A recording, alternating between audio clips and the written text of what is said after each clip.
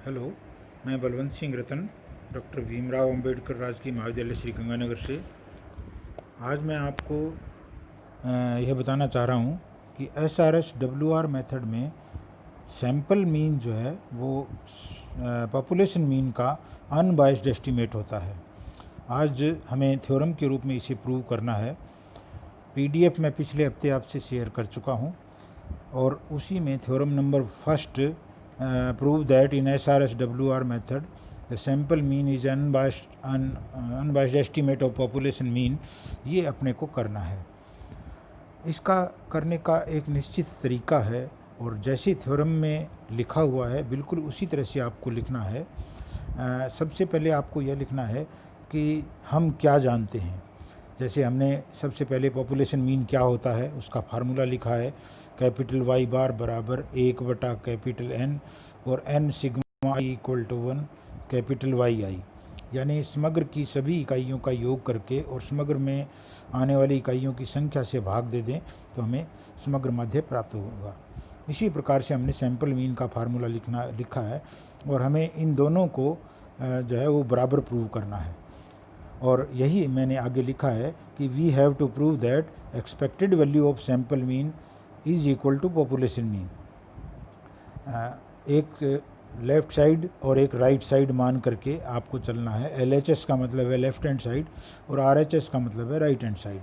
Right hand side में हमेशा समग्र वाला मान होगा, जैसे यहाँ कैपिटल Y बार यानी पॉपुलेशन मीन है, और लेफ़्ट हैंड साइड में सैंपल वाला मान होगा, जैसे यहाँ expected value of sample mean है। तो हमें इन दोनों को प्रूव करना है। हमने लेफ़्ट साइड ली और लेफ़्ट साइड में जो था उसका फार्मूला हमने लिखा। अगले स्टेप में मैंने expected value of sample mean बराबर करके एक्सपेक्टेड का ई यूँ का यूँ लिखा है और आगे ब्रैकेट में सैंपल मीन का फार्मूला लिखा है। तो सैंपल मीन का फार्मूला आप जानते हो, 1 बटा स्मॉल n और small n sigma I equal to 1, bracket बंद कर दिया। इसको हमें प्रूव करना है। तो इससे अगले स्टेप में हमने जो लिखा है, यहाँ अगले स्टेप में 1 बटा स्मॉल n यूँ का यूँ लिखा है और जो small n sigma I equal to 1 का जो सिंबल था उसको capital N sigma I equal to 1 लिखा है। अब कैपिटल N का मतलब है समग्र के मान, स्मॉल n का मतलब है सैंपल के मान। तो यहाँ स्मॉल YI की जगह हमने कैपिटल YI लिख दिया और उसके आगे एक चीज़ लिखी है जिसको हम AI बोलते हैं। AI जो है वो वास्तव में IV इकाई, समग्र की IV इकाई के सैंपल में सिलेक्शन की प्रोबेबिलिटी है। और ये हमने AI लिख दिया। और AI लिखने का मतलब ये है कि यदि कैपिटल YI यानी समग्र की इकाई सैंपल में सिलेक्ट हुई है तो AI का मान होगा 1, और यदि वो सैंपल में सिलेक्ट नहीं हुई है तो AI का मान होगा 0। तो यदि ith इकाई सैंपल में सिलेक्ट हुई है तो उसके आगे 1 लिख कर अपन चलेंगे और जो सिलेक्ट नहीं हुई उसके आगे 0 लिख के अपन चलेंगे। तो 0 गुणा कैपिटल YI यानी वो सारी इकाइयाँ जो सैंपल में सिलेक्ट नहीं हुई है उन सारी इकाइयों का मान 0 हो जाएगा, और AI बराबर 1 यानी जो इकाई सैंपल में सिलेक्ट हुई है वो सारी इकाइयाँ यहाँ मौजूद रहेगी। यानी हमने स्मॉल n को कैपिटल N में बदल दिया और स्मॉल YI को कैपिटल YI में बदल दिया। उसके बावजूद जो है वो केवल वही इकाइयाँ सैंपल में जो मीन ज्ञात करते वक्त जुड़ेगी जो कि सैंपल में सिलेक्ट हुई है, क्योंकि AI बराबर 1 केवल उन्हीं का होगा जो कि सैंपल में सिलेक्ट हुई है। इसके बाद में हम जो है मैथमेटिकल एक्सपेक्टेशन के रूल लगाते हैं, और मैथमेटिकल एक्सपेक्टेशन का रूल ये है कि हमें AI बराबर 1 यानी सैंपल में सिलेक्ट होने की प्रोबेबिलिटी निकालनी है। हम जानते हैं कि एक्सपेक्टेशन में का एक नियम है कि उसमें जो भी कांस्टेंट हो उसको अपन बाहर निकाल देते हैं और जो भी वेरिएबल हो उसका हम मान ज्ञात करते हैं। चूँकि 1 बटा स्मॉल n एक कांस्टेंट है, इसलिए अगले स्टेप में हमने 1 बटा स्मॉल n बाहर निकाल दिया है।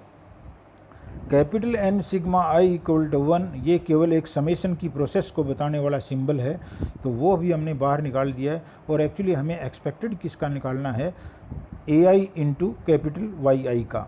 याद रखिए कैपिटल YI वास्तव में समग्र के इकाइयों का मान है। दो दरअसल में एक सेट ऑफ फिक्स्ड वैल्यूज़ है, यानी समग्र की इकाइयों का मान फिक्स है और उसका एक सेट है, वो समग्र में 10 इकाइयाँ हैं तो 10 है और 20 है तो इकाइयों का जो है 20 है। इसके बाद हमें एक्सपेक्टेड वैल्यू ऑफ AI निकालना है। तो एक्सपेक्टेड वैल्यू ऑफ AI निकालने का मतलब ये है कि हमें AI के आने की संभावना को ज्ञात करना है। AI बराबर 1 की संभावना, अगले स्टेप में हमने यही किया है 1 इंटू P।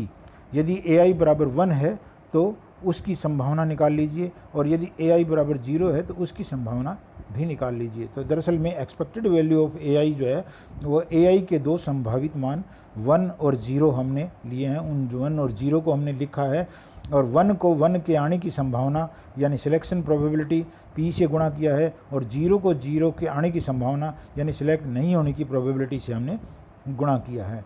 अगले स्टेप में हम जानते हैं कि सेलेक्ट होने की प्रोबेबिलिटी किसी कैपिटल N इकाइयों के समग्र में से जो है जब हम सैंपल लेते हैं तो एक इकाई के सैंपल में सिलेक्शन की संभावना 1/कैपिटल N होती है। चूँकि हमें स्मॉल n इकाइयाँ सैंपल के लिए चूज़ करनी है, इसलिए 1 यानी सिलेक्शन की जो टोटल प्रोबेबिलिटी है वो 1/कैपिटल N इंटू स्मॉल n होगा, यानी स्मॉल n/कैपिटल। अगले में आप देख सकते हो कि एक्सपेक्टेड वैल्यू ऑफ AI बराबर 1 के साथ 1 के आने की संभावना यानी स्मॉल n/कैपिटल N लिखा गया है, प्लस 0 यानी सिलेक्ट नहीं होने की संभावना। सिलेक्शन की संभावना स्मॉल n/कैपिटल है तो सिलेक्ट नहीं होने की संभावना 1 माइनस होगी, तो 1 माइनस स्मॉल n/कैपिटल N को 0 से गुणा किया गया है।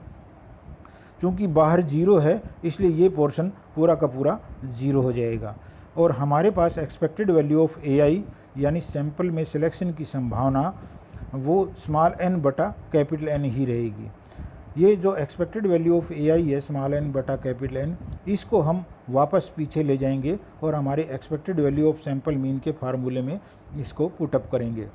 और जब हम ये पुटअप करते हैं तो बाहर 1/स्मॉल n है, फिर capital N sigma I equal to 1 है यानी सिंबल है और AI का मान हमने एक्सपेक्टेड वैल्यू ऑफ AI का मान स्मॉल n/कैपिटल N हमने उसमें रख दिया है और कैपिटल YI की जगह कैपिटल YI। चूँकि बटा में भी स्मॉल n है और ऊपर भी स्मॉल n है, दोनों आपस में कट गए और कोई भी कांस्टेंट जो है वो सिग्मा के अंदर नहीं रहता, इसलिए हमने 1/कैपिटल N को बाहर निकाल दिया है और हमारे पास लास्ट में जो आया है वो है expected value of small y bar बराबर 1/कैपिटल N और गुणा में capital N sigma I equal to 1 capital YI। ध्यान से देखिए ये पॉपुलेशन मीन का फार्मूला है, तो आप इसकी जगह कैपिटल Y बार लिख सकते हैं और ये आपका राइट हैंड साइड है। और यह सिद्ध होता है कि WR मेथड में सैंपल मीन जो है उसकी एक्सपेक्टेड वैल्यू पॉपुलेशन मीन के बराबर प्रूव होती है। आज हम इतना ही करेंगे। धन्यवाद। Thank you.